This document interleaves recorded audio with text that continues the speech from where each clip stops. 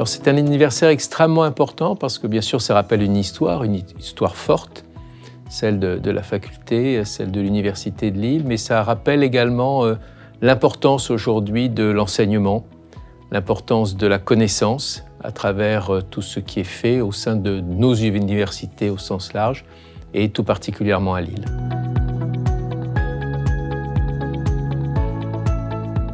Alors le terme multidisciplinarité est un terme un petit peu complexe et on parlera pendant cette conférence beaucoup de décision partagée. La décision partagée, c'est la capacité qu'ont les professionnels de santé, médecins, paramédicaux, infirmières, de prendre ensemble la meilleure décision pour le patient à un moment donné de son parcours de soins.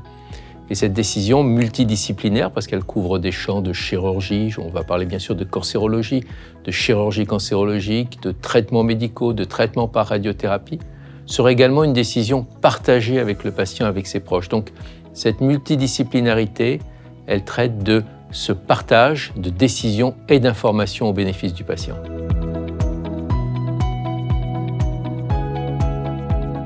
Alors la prévention est un peu le parent pauvre de la cancérologie moderne. On parle beaucoup de soins, de traitements modernes, innovants, de nouveaux médicaments. On parle heureusement de plus en plus, même si on est encore un petit peu en retard, de dépistage. On parle encore peu de prévention parce que la prévention est complexe à expliquer. Elle relève bien sûr de décisions collectives, sociétales, mais aussi de décisions personnelles, de la façon dont nous appréhendons nous-mêmes les facteurs de risque du cancer. Donc il est très important de rappeler que la prévention est aujourd'hui l'élément clé et que la grande majorité des cancers pourraient être prévenus et les autres dépistés.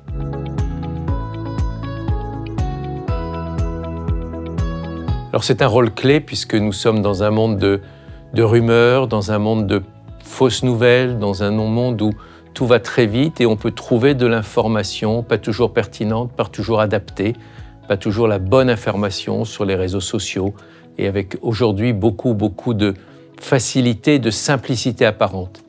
Cette information, elle n'est pas toujours contrôlée, elle est rarement vraie et elle est qu'exceptionnellement adaptée à ce que nous sommes réellement et à la situation dont un médecin peut faire face ou la situation dans laquelle se trouve un patient. L'université, c'est le lieu du savoir, c'est le lieu de l'enseignement, c'est le lieu où on va expliquer, donner l'information qui est pertinente, prouvée, basée sur des preuves scientifiques. Et aujourd'hui, c'est indispensable, c'est même encore plus indispensable peut-être que ça ne l'était il y a encore quelques décennies.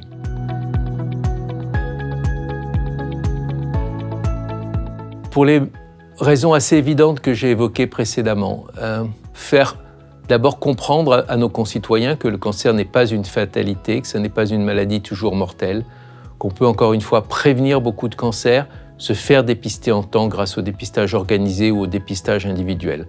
Donc briser un certain nombre de tabous et puis rappeler à nos concitoyens qu'il y a des lieux où le savoir est validé, le savoir est démontré, le savoir est pertinent. C'est un lieu où il y a les médecins, les paramédicaux, dans les hôpitaux, dans les cliniques, dans les dispensaires, et que c'est vers ces professionnels-là que les patients et nos concitoyens doivent se tourner avant même de se tourner vers d'autres modes d'information, comme je l'ai dit, pas toujours vérifiés. Donc il est très important que ces messages passent auprès du grand public de la façon la plus simple possible, la plus explicite possible, pour qu'ils s'en emparent, qu'ils le fassent savoir autour d'eux, et qu'on puisse petit à petit briser soit un certain nombre de craintes par rapport au mot cancer, soit un certain nombre de mauvaises habitudes qui devraient être corrigées.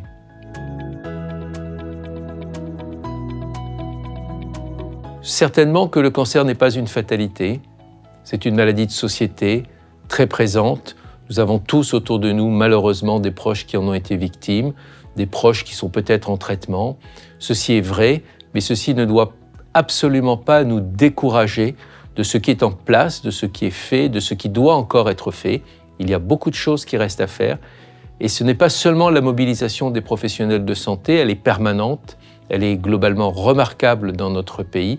C'est aussi, bien sûr, la grande mobilisation de nos concitoyens pour faire en sorte que nous puissions avancer pour lutter contre les causes des cancers, avoir des diagnostics beaucoup plus précoces et mieux accompagner nos patients.